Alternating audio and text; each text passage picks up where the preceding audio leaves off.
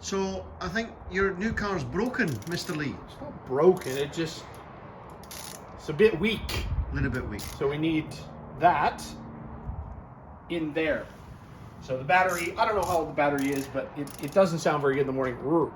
So having undone the negative, removed the negative, we're undoing the positive, and then Lee's going to do the brackets. Well, attempt. Clips even. Oh, it doesn't appear to be clipped in. So on the old battery, this is what's called a breather to vent gases out of the battery. You got to swap that over. So just pulls out. Your new battery should have a similar sized orifice. And that's on the positive side? No, it needs to be on the other side, mate. Oh, is there? Because this is the positive on this one. Oh, there's holes on either side.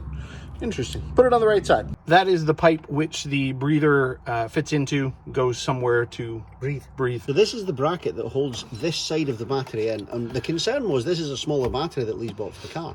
However, the Germans in their infinite wisdom, The Germans have got 3 different holes for different size batteries down there.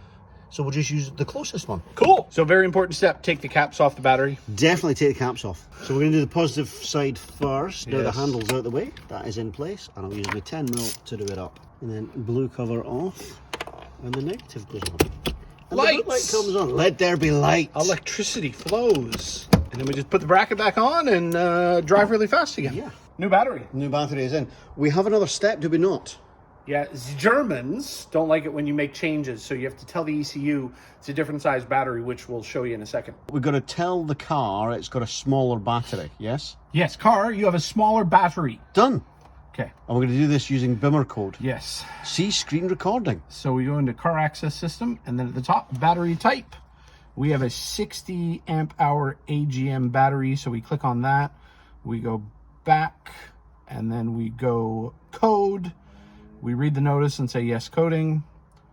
Coding successful. That's all there is to it. Does it start? I don't know. Start it. Whoa, fires right up. Healthy. And we have no warnings.